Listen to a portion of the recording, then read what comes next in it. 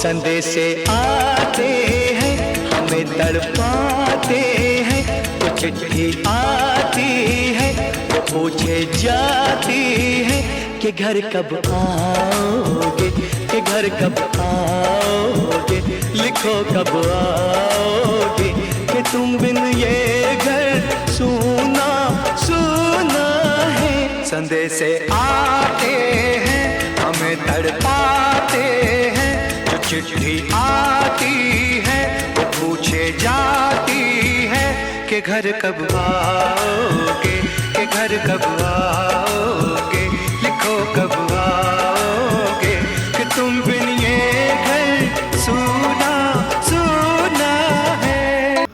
बोलिए भारत माता के जय, भारत माता के जय, वंदे मातरम, वंदे मातरम। नमस्कार, सत श्री अकाल, आदाब। देश को कैसे आगे ले जाएं और देश में विकास कैसे करेंगे, इसमें से सबसे बड़ी चुनौती थी हमारा एक लिखित संविधान होना चाहिए, लॉ एंड ऑर्डर होना चाहिए। उस लॉ एंड ऑर्डर को कायम रखने के लिए हमारा लिखित संविधान बनाया गया, जिसके नायक रहे डॉक्टर भीमराव अंबेडकर और डॉक्टर राजेंद्र प्रसाद। उसके बाद हमारा संविधान 26 जनवरी 1950 को पूरे देश में लागू किया गया। आज हम वही 26 जनवरी को गणतंत्र दिवस के रूप में मनाते हैं। और मैं प्रोग्राम को आगे बढ़ाने के लिए आरिफ भाई को एक शायरी के साथ बुलाना चाहूंगा। दर्जनों भाषा सैकड़ों विधि हजारों विधान है, दर्जनों भाषा सैकड़ों विधि हजारों विधान है, जो जोड़कर सबको साथ रखे वो संविधान है। देश की आत्मा और मन संविधान है, देश की आत्मा और मन संविधान है, विधाता में एकता भारत की पहचान है। धन्यवाद आप सभी को। मेरा नाम आरिश मिर्जा है, मैं आजमगढ़ उत्तर प्रदेश का रहने वाला हूँ और मैं सिविल गुरुजी ट्रेनिंग इंस्टीट्यूट में सेकंड बैच का छात्र हूँ।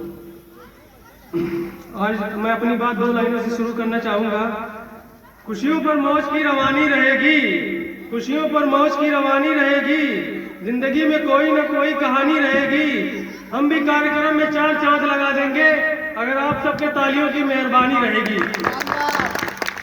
तो गांव और शहर आज इसे पधारे सभी गणमान्य नागरिकों, आदरणीय सिविल गुरुजी ट्रेनिंग इंस्टीट्यूट के डायरेक्टर, आदरणीय सिविल गुरुजी के शिक्षकगण व तमाम मेरे सहपाठी, आप सभी को मेरी तरफ से एक बार पुनः गणतंत्र दिवस की बहुत बहुत हार्दिक शुभकामनाएं। दोस्तों, आज का दिन किसी परिचय का मुहताज नहीं है। हम सब जानते हैं आज पूरा देश हर्ष और उल्लास के डूबा हुआ है, पूरा देश खुशियां मना रहा है। अपने इस दिन 26 जनवरी 1950 को जब हमारा देश में एक संविधान लागू हुआ, उसके पीछे की कहानी आइए हम जानते हैं उसके पीछे कैसी कहानी थी। दोस्तों, हमारा देश 15 अगस्त 1947 को आजादी मिली बंटवारे के बाद। तब पूरा देश और देशवासी एक चैन की सांस ले रहे थे, लेकिन उस वक्त हमारे देश में अपने देशवासियों के लिए, भारतवासियों के लिए कोई भी नियम और कानून नहीं था। तब के तत्कालीन राष्ट्रपति और संविधान सभा के अध्यक्ष डॉक्टर राजेंद्र प्रसाद ने संविधान सभा का जिम्मा डॉक्टर भीमराव अंबेडकर जी को सौंपा। डॉक्टर भीमराव अंबेडकर जी को नेतृत्व में संस्थापित एक संविधान का मसौदा तैयार किया गया, जिसको तैयार करने में पूरे 2 साल 11 महीने और 18 दिन लगे। दोस्तों, हमारा संविधान पूरे विश्व में सबसे बड़ा लिखित संविधान है। हमारे संविधान में टोटल 395 अनुच्छेद, 8 अनुसूचियां और 22 भाग थे, जो बढ़कर 448 अनुच्छेद, 12 अनुसूचियां तथा 25 भाग हैं। दोस्तों, हमारे संविधान ने सभी धर्मों को बराबर का अधिकार दिया है। दोस्तों, इस संविधान ने हम सभी धर्मों को बराबर का दर्जा दिया है। इसीलिए तो कहते हैं मेरी भारत माँ, मेरी भारत माँ की मिट्टी का अंदाज ही निराला है, मेरी भारत माँ की मिट्टी का अंदाज ही निराला है। हिंदू, मुस्लिम, सिख, ईसाई सबको अपने आंचल में पाला है। दोस्तों, आज हमारा देश विकासशील देशों की श्रेणी में आता है। हमारा देश एक नई ऊंचाइयां छू रहा है। कोरोना जैसी महामारी में भी, वैश्विक महामारी में भी हमारा देश दूसरे स्थान पर रहा, दूसरे देशों के मुकाबले में। हम उसको बहुत अच्छी तरीके से टैकल कर रहे हैं। आप देख रहे हैं आजकल पूरे विश्व में नंबर 1 की श्रेणी पर हमारा देश टीका लगा रहा है, जो कि हमारे लिए बहुत बड़ी उपलब्धि है। आज हमारे देश की तरफ कोई भी आंख से आंख मिलाकर दुश्मन देख नहीं सकता। यह हमारे लोगों की एकता और अखंडता का नतीजा है। अंतिम 2 लाइनों से मैं अपना स्थान ग्रहण करना चाहूंगा। दे सलामी इस तिरंगे को, दे सलामी इस तिरंगे को जिससे तेरी शान है, दे सलामी इस तिरंगे को जिससे तेरी शान है। फहराना ऊंचा हमेशा इसको, जब तक तुझमें जान है, जब तक तुझमें जान है। धन्यवाद। विश्वास तुम। इसी कड़ी को आगे बढ़ाते हुए मैं अगले परफॉर्मेंस के लिए मंच पर कौशल पाल जी को मंच पर स्पीच के लिए आमंत्रित करता हूँ। मेरा नाम कौशल पाल है और मैं यूपी का रहने वाला हूँ, कानपुर से। तो मेरा प्रोफेशन सिविल इंजीनियरिंग है। मैंने 2019 में सिविल इंजीनियरिंग में डिप्लोमा पास आउट किया है। तो उसके बाद मैं सिविल इंजीनियरिंग में जॉब करने के लिए गया तो काफ़ी दिक्कत परेशानियों का मुझे सामना करना पड़ा, जिसकी वजह से मैंने सोचा कि क्यों ना अपने स्किल को बढ़ाया जाए। तो मैंने सर्च किया कि ऐसा कौन सा इंस्टीट्यूट है जो बीटेक या डिप्लोमा करने के बाद भी सिविल इंजीनियर काम नहीं कर पा रहा है और अपने स्किल को दिखा नहीं पा रहा है। तो कौन सा ऐसा इंस्टीट्यूट है जो मेरी प्रतिभा को आगे लेकर आएगा और हमें आगे बढ़ने में थोड़ी सहायता प्रदान करेगा। तो मुझे भी पता चला सिविल गुरुजी के बारे में, जिसकी स्थापना 2 साल पहले छत्तीसगढ़ में हुई। तो उसकी सहायता से ही मैं यहाँ पर अभी 2 महीने की ट्रेनिंग कर चुका हूँ और जिसमें मुझे लगता है कि मैंने काफ़ी कुछ सीखा है और मेरी प्रतिभा काफ़ी निकल के आई है। तो इसके लिए मैं अपने टीचरों का बहुत ही आभारी रहूँगा। तो मैं अब आगे अपने आज हमारे जैसा कि आप लोग जानते ही हैं कि आज रिपब्लिक डे है, उसके बारे में कुछ जानते हैं। सर्वप्रथम मैं आप सभी का हार्दिक अभिनंदन और आभार व्यक्त करता हूं जो मुझे इस पावन मेला पर 2 शब्द बोलने का मौका मिला। यहां उपस्थित सभी गुरुजनों और अभिभावक गणों का प्रणाम कर अपनी बात को आगे बढ़ाने की आज्ञा चाहता हूं। हम सब यहाँ अपने 72वें गणतंत्र दिवस को मनाने के लिए एकत्र हुए हैं। हमारा देश त्योहारों का देश है। यहाँ हमारे हर महीने में 2-4 त्योहार पड़ते रहते हैं, लेकिन उनमें से 2-3 त्योहार जो राष्ट्रीय पर्व के रूप में जाने जाते हैं, जैसा कि 26 जनवरी, 15 अगस्त और 2 अक्टूबर, क्रमशः गणतंत्र दिवस, स्वतंत्रता दिवस और गांधी जयंती, जिनको कि हम राष्ट्रीय पर्व के नाम से जानते हैं। हम आज ही के दिन हमारा देश पूर्ण गणतंत्र राष्ट्र घोषित हुआ। आज़ादी की लंबी लड़ाई और लाखों कुर्बानियों के बाद 15 अगस्त 1947 को हमारा देश स्वतंत्र हुआ, परंतु ये आज़ादी अधूरी थी। उस समय हमारा देश टुकड़ों में बटा था, जिसे एक करना देश की सबसे बड़ी चुनौती थी। हमारे देश के पास अपना कोई लिखित संविधान नहीं था। बिना अनुशासन और बिना अनुशासन के किसी भी देश या किसी भी व्यक्ति का अनुशासन ठीक करना, उसे विकसित करना संभव नहीं होता है, चाहे वो देश हो या व्यक्ति हो। इस बात को ध्यान में रखते हुए संविधान सभा का गठन हुआ, जिसमें 299 सदस्य थे। इसकी अध्यक्षता डॉक्टर राजेंद्र प्रसाद ने की थी। इसकी पहली बैठक 1946 के दिसंबर महीने में हुई थी और यह 2 साल 11 महीने 18 दिन में बनकर तैयार हुआ और इसे हमारे डॉक्टर भीमराव अम्बेडकर जी ने बनाया था, जो कि कई देशों के संविधान को पढ़कर उसे खोला, उसे खंगोला कि कौन सी अच्छी इसमें अच्छाइयाँ हैं और कौन सी इसमें बुराइयाँ हैं। उनको अच्छाइयों को लेकर एक संविधान को बनाया गया और हमारा देश के संविधान एक ऐसा संविधान है कि जिसको कभी बदला नहीं गया, जिसमें कोई त्रुटि नहीं है और इसमें कोई भी हम कमी नहीं कर सकते हैं और अपना अगर आगे और उसमें ऐड करना चाहें तो ऐड कर सकते हैं। और 26 जनवरी 1954 को और अनंतर 26 जनवरी 1949 को मिलकर कुछ त्यौहार हुआ और 1950 को पूरे देश में लागू कर दिया गया। इसके पीछे भी ऐतिहासिक कहानी है, यूं ही नहीं इस दिन को गणतंत्र दिवस बोल दिया गया। इसके पीछे बहुत बड़ा कारण है। आज ही के दिन 26 जनवरी 1930 में लाहौर अधिवेशन के कांग्रेस ने रावी नदी को तट पर पूर्ण स्वराज की घोषणा की और उसी के बाद 26 जनवरी के दिन को गणतंत्र दिवस के नाम से रोशन कर दिया गया। अब मैं चंद लाइनें अपने तिरंगे की शान में कुछ कहना चाहता हूँ। तीन रंग का नहीं वस्त्र, ये तीन रंग का नहीं वस्त्र, ये ध्वज देश की शान है, हर भारतीयों के दिलों का स्वाभिमान है।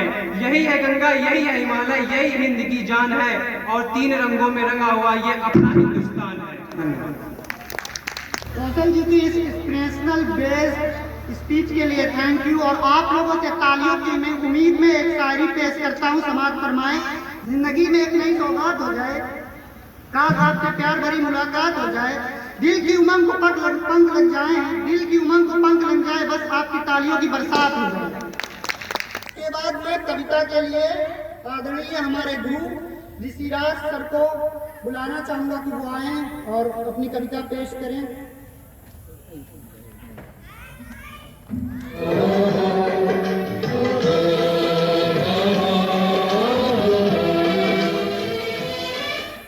बहुत बहुत धन्यवाद। यहाँ उपस्थित डायरेक्टर साहब, आनंद सर, माननीय वैष्णव सर, माननीय हमारे अभिलाष सर, और जो मेरे सारे साथी, मेरे छात्र, उनको मैं गणतंत्र दिवस की हार्दिक शुभकामनाएं करता हूँ। 15 अगस्त सन 1947 को हमारा भारत स्वतंत्र हुआ, क्योंकि यह देश महापुरुषों का है, यह देश गुणी विद्वानों का, यह देश साधकों संतों का, यह देश वीर बलवानों का, यह देश वीर बलवानों का।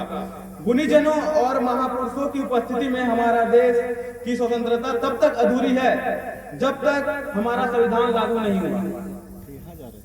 अतः राष्ट्र निर्माताओं की अधीनता में 26 जनवरी 1950 को हमारा संविधान लागू हुआ, लेकिन हमारे जहन में यह बात रखनी शेष थी, भारत की गौरव गाथा बार बार दोहरानी है, भारत की गौरव गाथा बार बार दोहरानी है, भारत प्यारा भारत देश हमारा, हम सब हिंदुस्तानी हैं, हम सब हिंदुस्तानी हैं। गणतंत्र दिवस के अवसर पर संविधान लागू हुआ। संविधान में जो विशेषताएं हैं, जो अधिकार हमें बताई गए हैं, उन बारे में मैं आपसे कुछ विशेषताओं के बारे में कुछ कविता प्रस्तुत करना चाहूंगा। चंद लाइन। माँ 26 जनवरी को हम सब गणतंत्र मनाते हैं और तिरंगे को फहराकर खुशी के गीत गाते हैं, खुशी के गीत गाते हैं। संविधान आजादी वाला बच्चों इस दिन आया, जिसने दुनिया में भारत को नवगणतंत्र बनाया, नवगणतंत्र बनाया। क्या करना है और नहीं क्या, क्या करना है और नहीं क्या, संविधान बतलाता भारत में रहने वाला, इससे गहरा नाता, इससे गहरा नाता। यह अधिकार हमें देता है, यह अधिकार हमें देता है, उन्नति करने वाला, ऊंच नीच का भेद न करता, पंडित हो या लाला, पंडित हो या लाला। हिंदू मुस्लिम सिख ईसाई, हिंदू मुस्लिम सिख ईसाई सब है भाई भाई। सबसे पहले संविधान ने बात यही बतलाई, बात यही बतलाई। इसके बाद बताई बातें जन जन के हित वाली, पढ़ने में ये सब लगती बातें बड़ी निराली, बातें बड़ी निराली। लेकर शिक्षा कहीं कभी भी ऊंचे पद पा सकते, और बढ़ा व्यापार नियम से दुनिया में छा सकते। देश हमारा रहे कहीं हम, काम सभी कर सकते, पंचायत से पीएम तक का चुनाव हम लड़ सकते। लेकर सत्ता संविधान से शक्तिमान हो सकते, और देश की इस धरती पर चाहे जो कर सकते। लास्ट पंक्तियां प्रस्तुत करता हूँ। लेकिन संविधान को पढ़कर मानवता को जाने, अधिकारों के साथ जुड़ो, कर्तव्यों को पहचाने। बहुत बहुत धन्यवाद। जय हिंद, जय भारत, वंदे मातरम। इस कड़ी को आगे बढ़ाते हुए मैं धर्मेंद्र जी को अगले स्पीच के लिए मंच पर आमंत्रित करता हूँ। आइए Dharmendra ji. Good morning and welcome to my honorable teachers and my classmates below. Actually, today is 26th of January, as we know, and it's a Republic Day. So I'm proud to be an Indian because Republic Day is a quite huge festival of India. So before just talking about the Republic Day, so I'm gonna move. I talk about the freedom. Actually, what is freedom?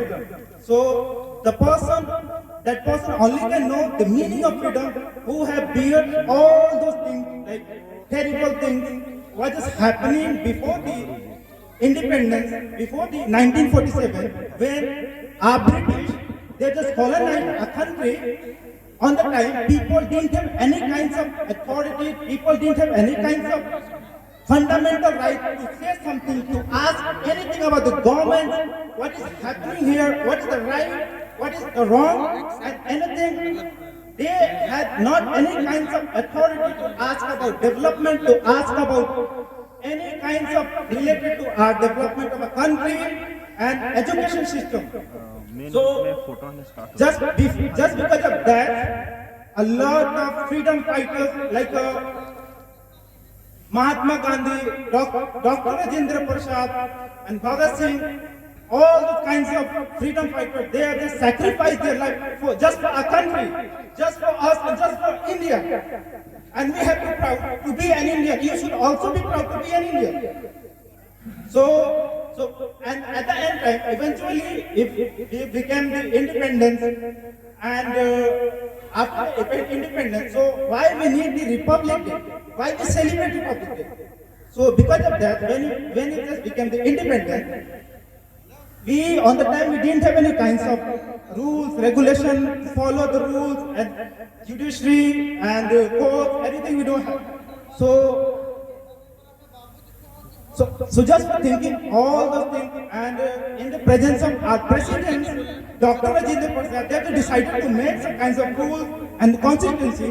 Why the meaning of Republic Day is it's all related to the system of public. The system of public in the sense, like everything, even you can say like the democracy, it's just totally related to the democracy. Democracy meaning we have a right to ask anything about the government, we have a right to elect a leader, we have a right to elect a PM, even I can also be a member of PM, I can also be a candidate of MP, so we have a right. So because of that reason, we used to be celebrate Republic Day, because we have all kinds of rights. We can ask anything about the education, about the health system, about the development to our government. That's why we celebrate Republic Day. And apart from that, I'm gonna share something about my experience. Okay, because I'm a student. Recently, I just completed my BTech, so I'm just gonna talk about the education system. Actually, I spent my 4th year in college, and on the time, actually, I just learned a lot of books, a lot of booky knowledge, a lot of theory knowledge. But they even didn't tell me what's just happening on the side, what is happening in the real life. When I just visited some companies, when I just visited on site, it was quite changed, it was quite different. It wasn't much in our theory books. So I'm just gonna talk about, why I'm just gonna talk about, because I'm here, a platform of Civil Guruji. When I just been here, they used to teach me a lot of practical knowledge, actual knowledge, what is just actually happen on the site. We learned all those things, and I would like to thank Mr. Civil Guruji and all my teachers, my faculty, who just given me such kinds of opportunity to say something, and who just given me such kinds of opportunity to learn something all about the practicals. I would like to really, to my heart, I would like to thank to Civil Guruji for just giving me such kinds of opportunity. Just for, thank you for today.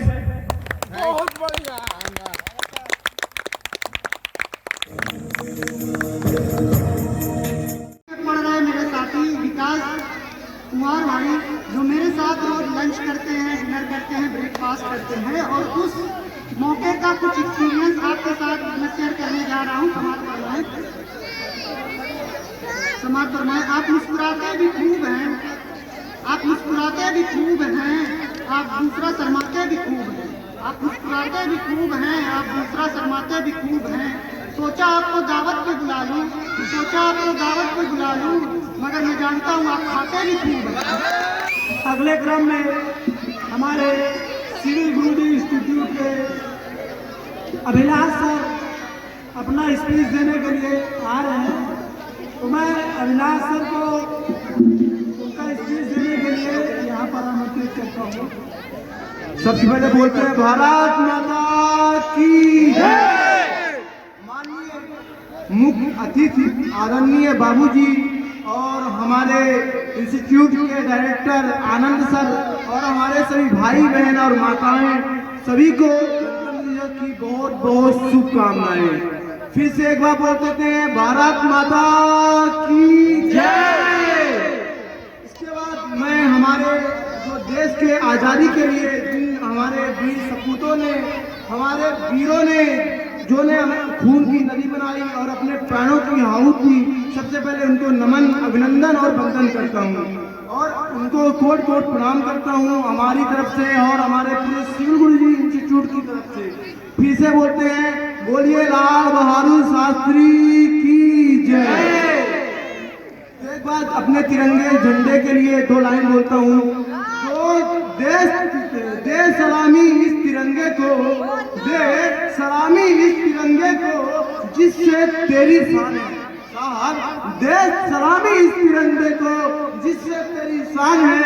Sir हमेशा ऊंचा रखना जब तक दिल में जान है। भारत माता की जय। इसके पश्चात एक प्रेरणादायक नाटक के लिए हमारी सिविल गुरुजी की अगली टीम तैयार होगी। 2 मिनट के पश्चात इनका नाटक हमको देखने का मौका मिलेगा, तो हमारी आरिफ भाई और उनकी टीम इसके लिए तैयार है। क्या बोलो भाई, क्या भाई, टेंशन है, टेंशन है।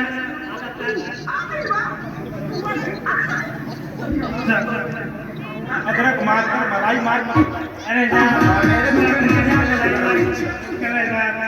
लड़ाई देख रहे 10 रुपया। आजा बोलिए, क्या बोलिए भाई, क्या बोलिए।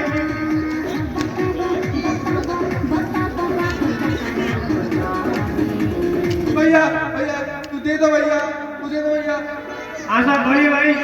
आप जाने के लिए लेट हो रहा है, तुम पैसे मांग रहे हो।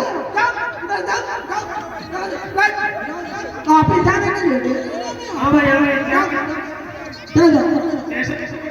नहीं जाओ ऑफिस के लिए पास नहीं लेना है। जाओ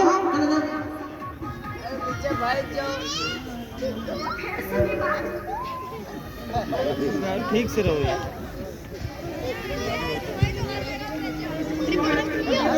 भाई कितने दे भाई, खाने के लिए दे भाई।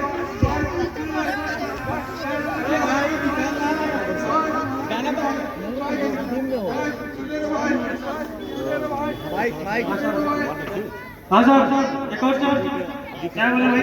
वाइट दिख रहा है तो पकड़ के खींच दो उसको। जल तो है, चाय अच्छा था। जम गया। रुमाल रखो ना तो उसे थोड़ा मारिए। रुमाल कौन रखता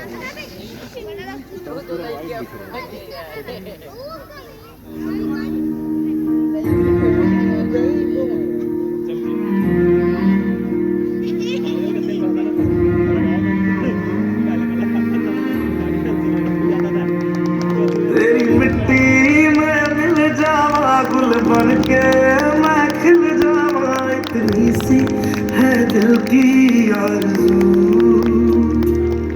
तेरी नदियों में बह जावा, तेरे खेतों में लहरावा। दोस्तों, आपने देखा हम लोगों ने एक छोटा नाटक प्रस्तुत किया 2 मिनट में। उसमें एक मैसेज छुपा हुआ था जो इंडियन फ्लैग और पैसे का था। इस तरह एक व्यक्ति ने फ्लैग को चुना और एक ने पैसे को चुना। हमारी हमेशा सदैव यही प्राथमिकता होनी चाहिए कि हम भारत का सर ऊंचा रखें, अपने तिरंगे का सर ऊंचा रखें। इसलिए हमें कोई भी दो मत नहीं होना चाहिए, कोई भी सोचना नहीं चाहिए। बिना लाभ लपेट के हमें सीधे अपने तिरंगे का सम्मान करना चाहिए। इसमें किसी भी तरह की कोई गुंजाइश किसी को नहीं होना चाहिए। धन्यवाद। माननीय मुख्य अतिथिगण, शिक्षकगण एवं मेरे प्यारे साथियों, मेरा नाम सूरज है और सबसे पहले मैं आप सभी को गणतंत्र दिवस की हार्दिक शुभकामनाएं देता हूं। और इसी के साथ मैं आपका मुझे ये मौका देने के लिए मैं आपसे सभी का धन्यवाद भी करता हूं। आज पूरा भारत 72वां गणतंत्र दिवस मना रहा है। गणतंत्र दिवस एक राष्ट्रीय पर्व है जिसे कि सभी धर्म के लोग धूमधाम से मनाते हैं। इसी दिन 26 जनवरी 1950 को हमारा संविधान लागू हुआ था। हमारे संविधान को बनने में 2 साल 11 महीने एंड 18 दिन का वक्त लगा था, जिसे कि डॉक्टर भीमराव अंबेडकर जी ने बनाया था। आज के दिन ही हमारा भारत पूर्ण रूप से लोकतंत्र हुआ था। गणतंत्र का मतलब क्या है इसे हम जानते हैं। गणतंत्र का अर्थ क्या है?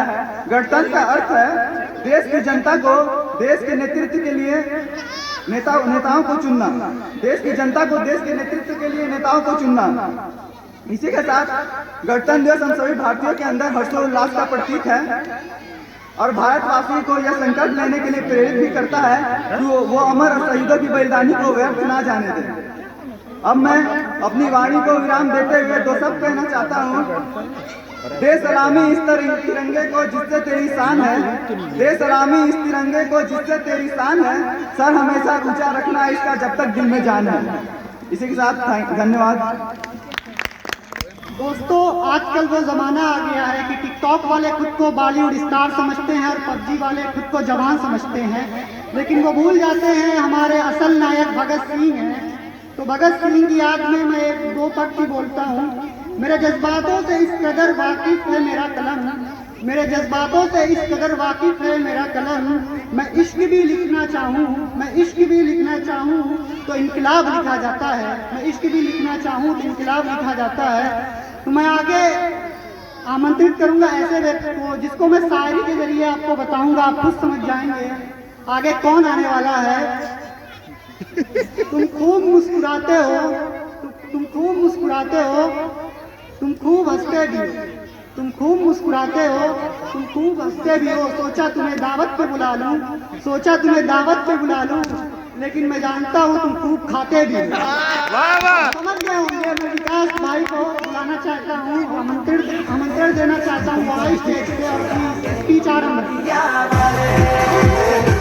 आदरणीय सभापति महोदय एवं यहाँ उपस्थित तमाम भाई एवं बहनों, मैं विकास कुमार आप लोगों का स्वागत करता हूँ कि आप लोगों ने मुझे आप अपने समक्ष कुछ बोलने का मौका दिया।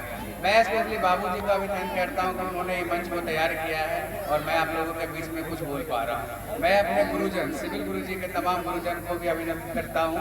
उन्होंने मुझे इस काबिल समझा कि मैं आप लोगों के बीच में आकर गणतंत्र दिवस के बारे में कुछ बोल सकूँ। मैं गणतंत्र दिवस के बारे में कुछ बोलने से पहले आप लोगों को बोलना चाहता हूँ, जो भरा नहीं है भावों से, जो भरा नहीं है भावों से, बहती जिसमें रसधार नहीं, वह हृदय नहीं है जिसमें स्वदेश का प्यार नहीं। तो आइए दोस्तों, हम लोग जानते हैं गणतंत्र दिवस के बारे में ये क्या है। गणतंत्र दिवस यानी कि हम लोग 26 जनवरी को गणतंत्र दिवस मनाते हैं। तो गणतंत्र दिवस हम लोग 26 जनवरी को ही क्यों मनाते हैं? 27 जनवरी को भी मना सकते थे, 28 जनवरी को भी मना सकते हैं। इसका पीछे क्या कहानी है? हमारे जो फ्रीडम फाइटर थे यानी स्वतंत्रता सेनानी में लड़ने वाले जो योद्धा थे, उन्होंने 26 जनवरी 1930 को रावी नदी के किनारे पूर्ण स्वराज का मांग किए थे, जो कि मांग पूरी नहीं हो पाई। ठीक है, उन्हीं चीजों को हम लोग याद रखने के लिए हमने जब हमारा संविधान रेडी हुआ 1950 ईस्वी में, तो हम लोग 26 जनवरी का तिथि को फिक्स किए कि हम लोग 26 जनवरी को ही मनाएंगे अपने स्वतंत्रता गणतंत्र दिवस को। इसी चीज को हर साल याद रखने के लिए हम लोग 26 जनवरी को गणतंत्र दिवस के रूप में मनाते हैं। आप लोग को दोस्तों पता होगा कि हमको आज़ाद हो गए 1947 में, 1947 में, लेकिन हमारा संविधान जो है दुनिया का सबसे बड़ा संविधान है। इसे बनने में 2 वर्ष 11 महीना 18 दिन का वक्त लग गया और जो कि लागू हुआ 1950 ईस्वी में। तो दोस्तों, हम लोग समझते हैं क्या संविधान के बिना हम लोग का देश की स्थिति कैसी होती, संविधान से क्या फायदे हैं हम लोग के देश में, संविधान इसकी जरूरत हमें क्यों पड़ी।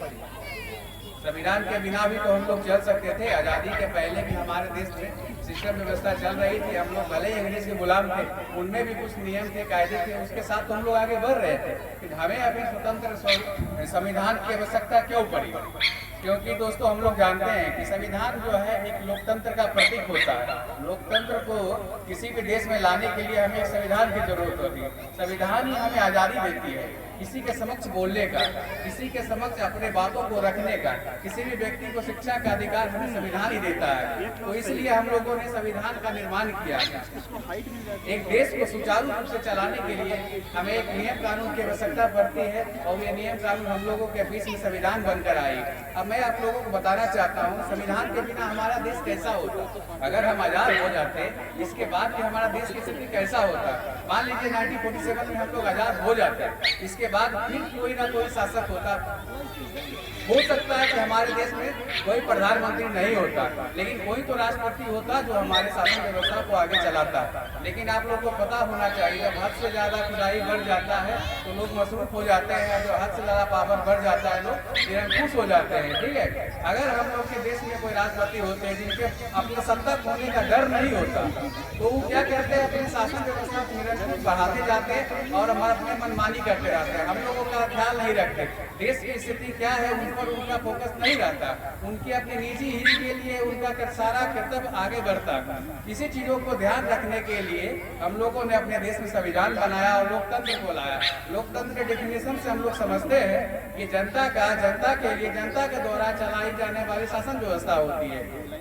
ठीक है, इसमें जनता ही अपने प्रतिनिधि को चुनती है, वही प्रतिनिधि जाकर केंद्र में, राज्य में, सरकार में बैठती है और संविधान के द्वारा लिखित नियम कानून को चलाती है। और इसमें प्रत्येक व्यक्ति का एक आम व्यक्ति जो कि अति निचले पिछले वर्ग में भी बिलोंग करते हैं उनसे लेकर ऊंचे अहदे पर बैठने वाले सभी व्यक्तियों को समान रूप से दृष्टि से देखते हैं। सबका समान अधिकार, सबका समान विकास की बात करते हैं, उनके हित के बारे में सोचते हैं। तो संविधान से देश में होने वाली फायदे, संविधान जब हम लोग के देश में लागू हो गया तो हम लोग देखे थे आजादी से पहले बहुत सारे लोग पढ़ नहीं पाते थे, उनको पढ़ने के अधिकार नहीं थे, उनको कहीं घूमने के अधिकार नहीं थे। आज हम लोग देख रहे हैं आजादी के बाद वो भी बड़े बड़े पोस्ट पर आसीन है, कहीं IAS ऑफिसर बने हुए तो कहीं हमारे देश के PM बने हुए थे। लेकिन ऐसी हालत हमारे देश में नहीं होती अगर हम लोगों को संविधान में हम लोग को बोलने के अधिकार नहीं दी जाते। इन्हीं चीजों को हम लोग ने अपने संविधान में मेंशन किया और हम लोग आज उसका फायदे देख रहे हैं कि हम लोग के देश में खुशहाली आ रही है, हर क्षेत्र में विकास होता जा रहा है। लोग अपनी शिक्षा से, लोग अपने संगीत से, लोग अपने कलाकृतियों से हम लोगों को देश में विदेश में एक अच्छा मुकाम प्रदान कर रहा है। हम लोग का देश में जैसे कि आप लोग कलाकार के रूप में जानते हैं लता मंगेशकर जी, इन्होंने अपने संगीत के माध्यम से हम लोगों के देश को ऊंचा नाम प्रदान किया है।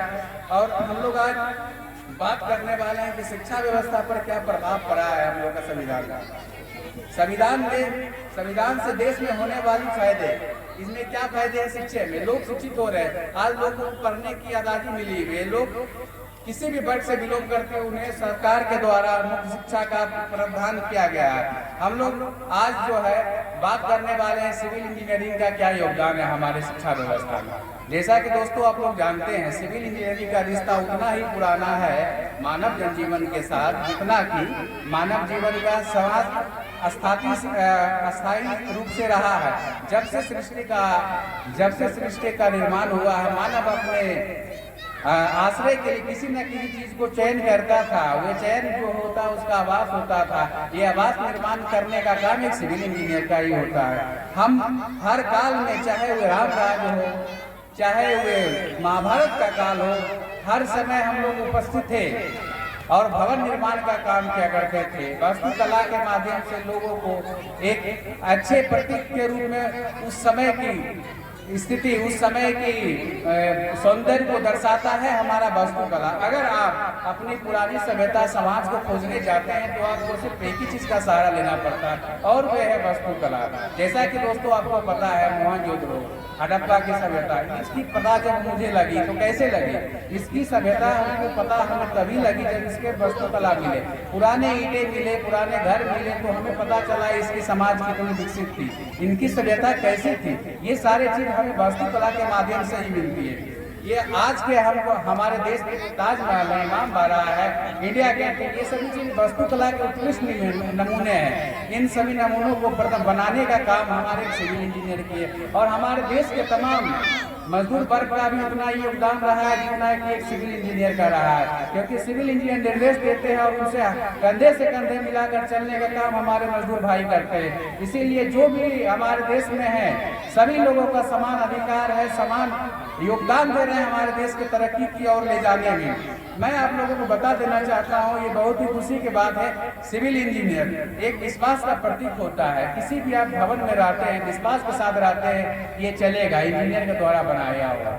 इसमें आप लोग स्वतंत्र रूप से रहते हैं, डर नहीं लगता है कि ये गिर जाएगा। लेकिन आप तंबू का घर बनाते हैं, खुद से बनाते हैं तो आपको भय रहता है, हवा आएगी, तेज आंधी आएगी, उभर सकती है। आपको अपनी सेफ्टी के लिए कुछ ना कुछ अल्टरनेट जुगाड़ रखना पड़ता है। लेकिन एक भवन जो निर्माण होता है, अगर सिविल इंजीनियरिंग अपनी ईमानदारी के साथ निर्माण किया गया भवन, उस तरह लोगों को प्रतीक और विश्वास का रूप रहता है।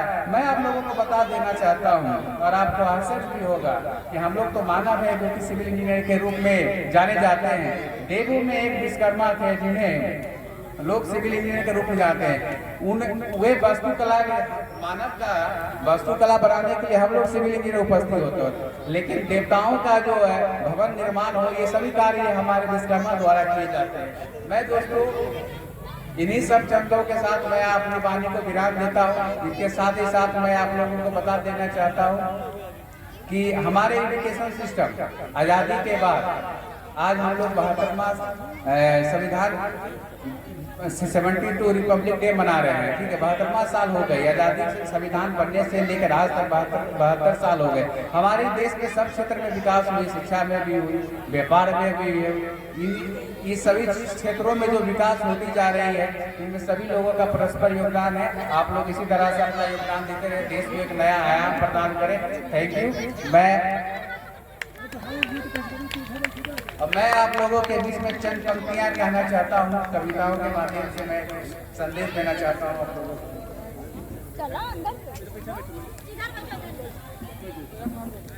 लहरों से डरकर नौका पार नहीं होती, लहरों से डरकर नौका पार नहीं होती, कोशिश करने वालों की कभी हार नहीं होती। नदी चींटी जब दाना लेकर चलती है, चढ़ती दीवारों पर बार बार फिसलती है, मन का विश्वास रगों में साहस भरता है, चढ़कर गिरना गिर कर चढ़ना ना उन्हें अखरता है। आखिर उसकी मेहनत रंग लाती है, कोशिश करने वालों की कभी हार नहीं होती है। डुबकियां सिंधु में गोताखोर लगाता है, डुबकियां सिंधु में जब गोताखोर लगाता है, जा जाकर खाली हाथ लौट आता है। मिलते नहीं सहज ही मोती के गहरे पानी में, मिलते नहीं सहज गहरे पानी की मोती में, मुट्ठी उसकी खाली हर बार नहीं आता, कोशिश करने वालों की कभी हार नहीं होता। मैं कुछ पंक्तियां आप लोगों के लिए अर्ज करना चाहता हूँ। और सफलता एक चुनौती है, इसे स्वीकार करें, क्या कमी रह गई देखे और सुधार करें। जब तक सफल ना हो नींद चैन को त्यागो तुम, जब तक तुम सफल ना हो नींद चैन को त्यागो तुम, संघर्ष के मैदान को मत छोड़कर भागो तुम। कुछ किए बिना यूं ही जय जयकार नहीं होती, कुछ किए बिना यूं ही जय जयकार नहीं होती, कोशिश करने वालों की कभी हार नहीं होती। तो दोस्तों मैं आप लोगों को दूसरे पोएम सुनाने जा रहा हूँ।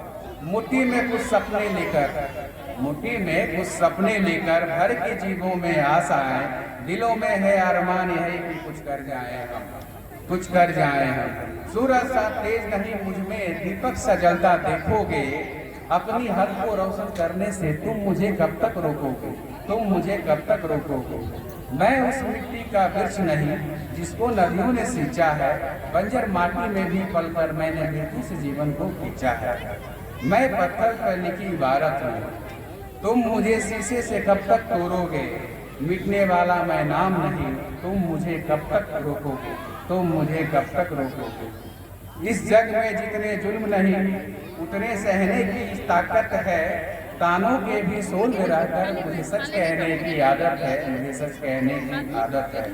मैं सागर से भी गहरा हूँ, तुम कितने कंकर फेंकोगे, चुन चुन कर मैं आगे बढ़ूंगा, तुम मुझे कब तक रोकोगे, तुम मुझे कब तक रोकोगे। झुक झुक कर मैं सीधा खड़ा हुआ, अब झुकने का शौक नहीं, अपने ही हाथों रचा मैं स्वयं, अब तुमसे मिलने का खौफ नहीं। तब तब कर मैं सोना बना, तब तक कर मैं सोना बना, तुम मुझको कब तक रोकोगे, अपने हद को रोशन करने से तुम मुझे कब तक रोकोगे। थैंक यू सो मच दोस्तों, आप लोगों ने मेरा और इसी के साथ सिविल गुरुजी की ड्रामा टीम को मैं आमंत्रित करूंगा कि वो आए स्टेज पे और अपना ड्रामा पेश करें, जिसका थीम है smoking is injurious to health. तो दूर दराज से आए सभी मेरे साथियों, गांव शहर से आए सभी गणमान्य नागरिकों, आदरणीय बाबूजी, आदरणीय सिविल गुरुजी के डायरेक्टर आनंद भारती जी, आप सभी की गरिमामयी उपस्थिति है। और एक बार मैं पुनः अपनी तरफ से गणतंत्र दिवस की बहुत बहुत हार्दिक बधाई शुभकामनाएं पेश करता हूँ। दोस्तों, एक नाटक प्रस्तुत करने जा रहे हैं जिसका थीम है नशा कैसे सेहत के लिए हानिकारक है और कैसे हमें उससे बचना चाहिए, कैसे दूर रहना चाहिए। उसका एक छोटा सा नाटक हम आपके बीच प्रस्तुत करने जा रहे हैं, आप लोग देखिएगा। धन्यवाद।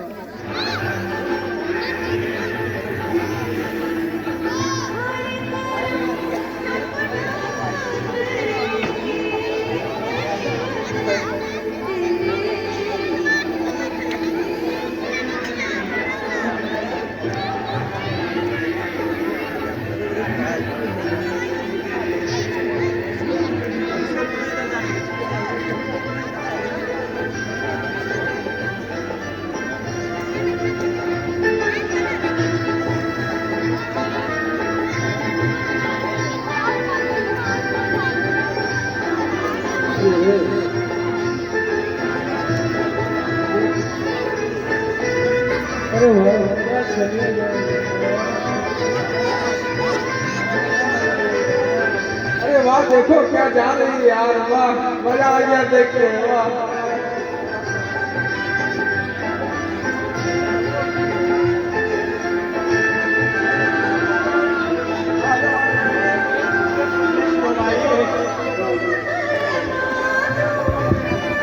आज फुल एंजॉय करो, मेरी तरफ से पार्टी है, फुल एंजॉय करो आज।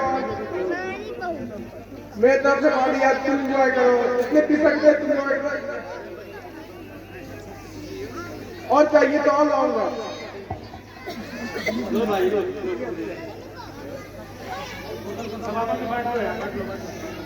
लो यार, लो इसमें मजा आ गया भाई, और बहुत चाहिए, और बहुत चाहिए।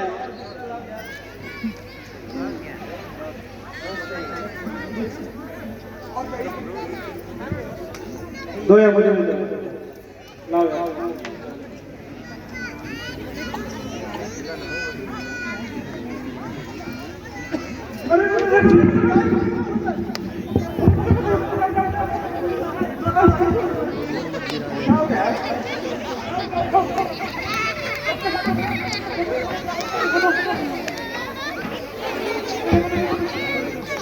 देखो देखो देखो, डॉक्टर साहब देखिए मेरे भाई को क्या हुआ। डॉक्टर देखिए प्लीज प्लीज।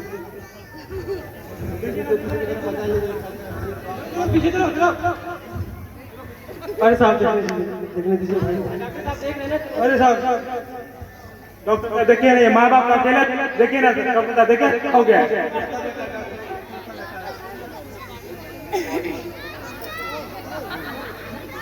इजनोमो क्या इजनोमो? अरे आप डॉक्टर स्पेशलिस्ट को बुलाइए।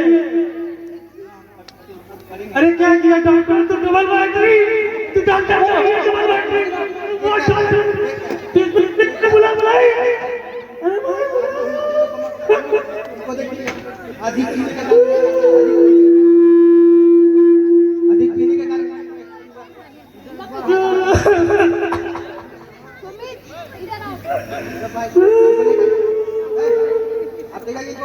बच्चा पार्टी पीछे चलो।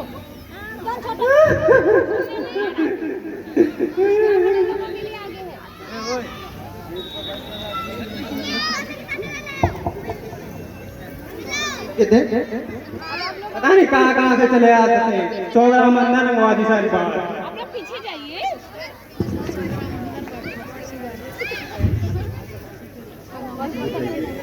क्यों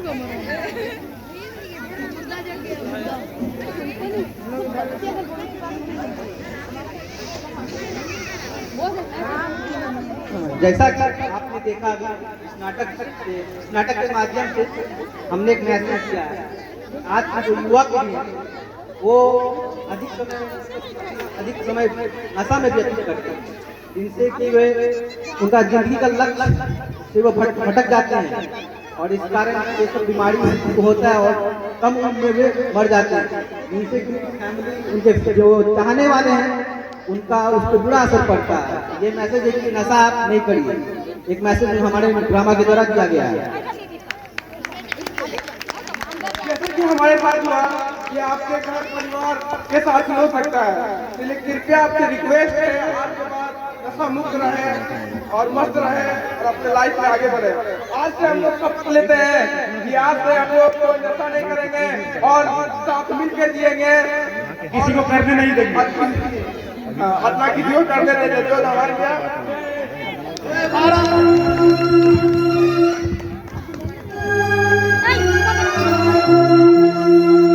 दोस्तों, हम लोग जानते हैं कि थोड़ी सी मात्रा निकोटीन की हमें मौत की नींद सुला सकती है।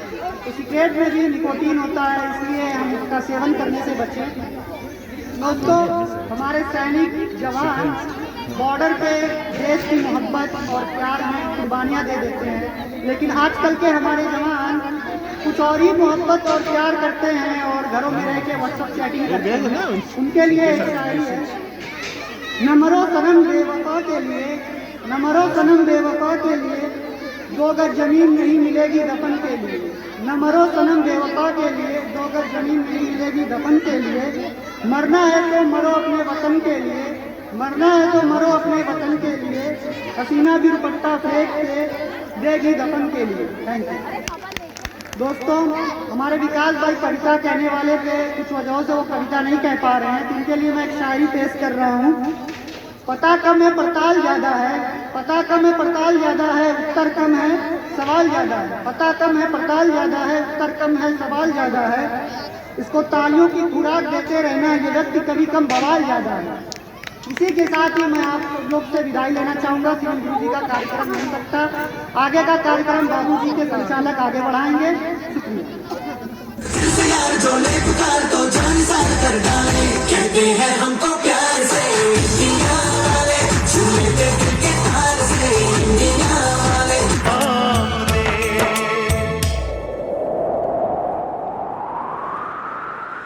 मैं वापस आऊंगा, मैं वापस आऊंगा, फिर अपने गाँव में उसी की छाँव में। Presenting Civil Guruji app available in Google Play Store.